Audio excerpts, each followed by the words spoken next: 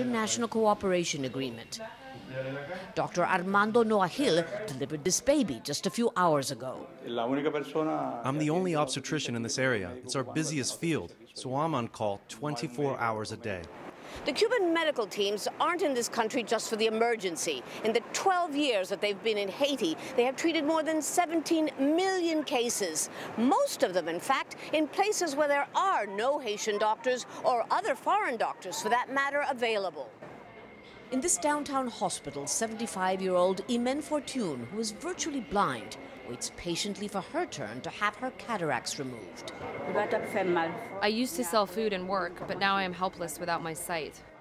It's a quick and simple procedure, but one which 51,000 Haitians who've had their sight returned by Cuban optometrists could not have afforded in their wildest dreams. It's all part of Cuba's medical missions program, started by Fidel Castro in 1998, a Cuban foreign policy move aimed at spreading goodwill, not just from, but towards the communist country. Whatever the political motivation, Cuba's long-term commitment here has made all the difference to millions of Haitians, accustomed to seeing most international aid organizations come and go.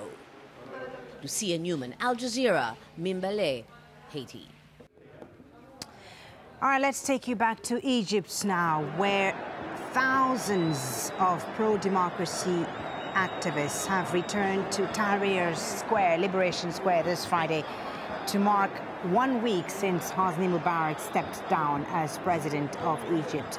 They're calling this the March of Victory to celebrate the end of Mubarak's 30-year rule and also to remember the hundreds of people killed in the 18-day uprising.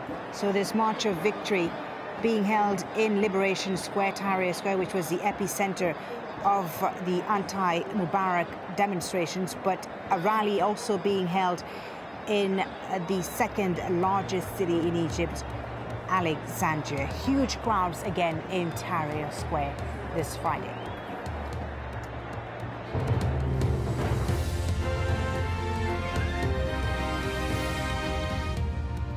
Now, in other news, meanwhile, in Yemen, one person has been killed and 17 injured in clashes between anti-government protesters and security forces in the city of Aden. Security, meanwhile, is tight in the capital, Sana'a.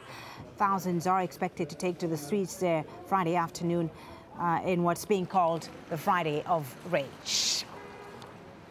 Thousands of mourners in Bahrain have gathered to bury the victims of Thursday's crackdown on pro-reform protesters. Mourners call for an end to the country's ruling monarchy.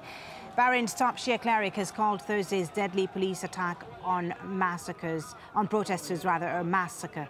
Now, meanwhile, thousands have rallied in support of the ruling monarchy in Bahrain. You're watching their live pictures, which are being shown on Bahraini state television, of that rally in support of the government.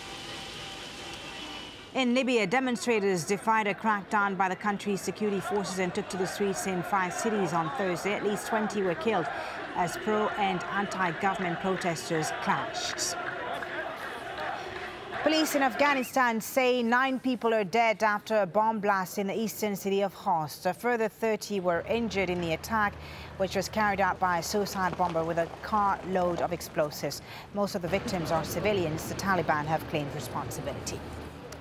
Voting is underway in Uganda for presidential and parliamentary elections. The late arrival of election materials had delayed the vote. Election officials say the polling stations will stay open longer to make up time. Some 14 million Ugandans are registered to take part in this election. President Yoweri Museveni is confident of a landslide win to extend his 25 years in office. The Japanese government is suspending its whale hunt in the Southern Ocean. It's blaming harassment by conservationists from the Sea Shepherd Society, who have pursued the Japanese fleet for months. Japan had wanted to kill 945 whales during the season, which usually lasts until March. A diver in Australia is presumed dead after being attacked by 2 great white sharks. Search and rescue teams in the South Australian town of Coffin Bay have all but given up hope to find Peter Clarkson. Inside Stories next.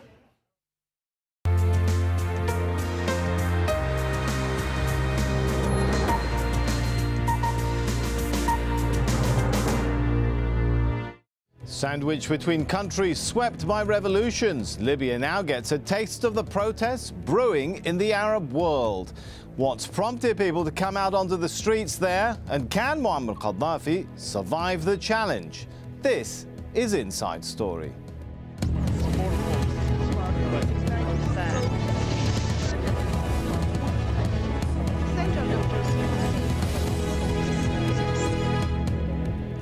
Hello and welcome to the programme. I'm Sami Zaidan. Following events in Tunisia and Egypt, dissent in the Arab world is definitely spreading. This time it's hit Libya. Hundreds clashed with police and government supporters in the eastern city of Benghazi on Wednesday, killing at least 2. Well, Thursday was billed as a day of rage as protesters gathered to demand the ousting of Africa's longest-serving leader, Muammar al-Gaddafi. Well, in a country where dissent is rarely tolerated, these protests are likely to test the government. But whether they will have the same outcome as they did elsewhere is yet unclear.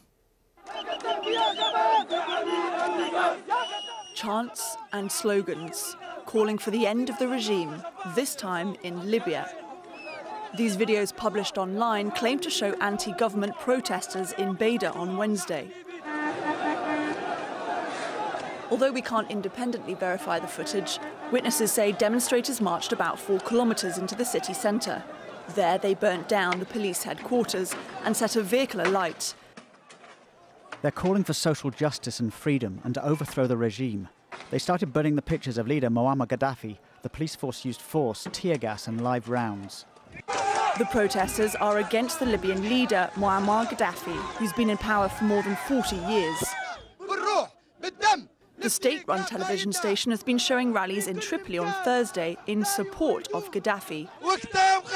The protesters voicing anger at the anti-government coverage and against AlJazeera for showing it. And there are few that come out in Libya in support of this dictator, and they are not going to succeed.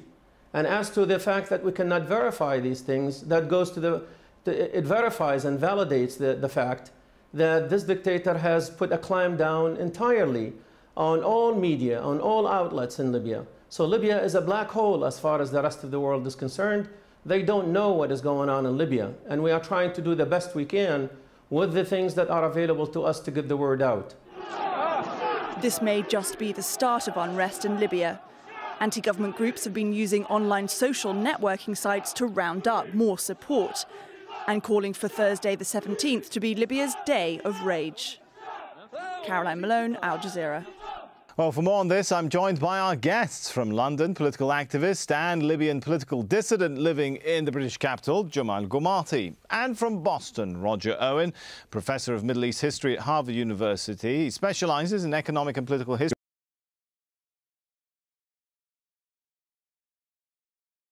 Joining us, if I could start with Mr. Gumati, is this a revolution in the making that we're witnessing in Libya? Well, certainly from the initial events of the last 3 days, it looks like it. We are in the 3rd day now, and uprising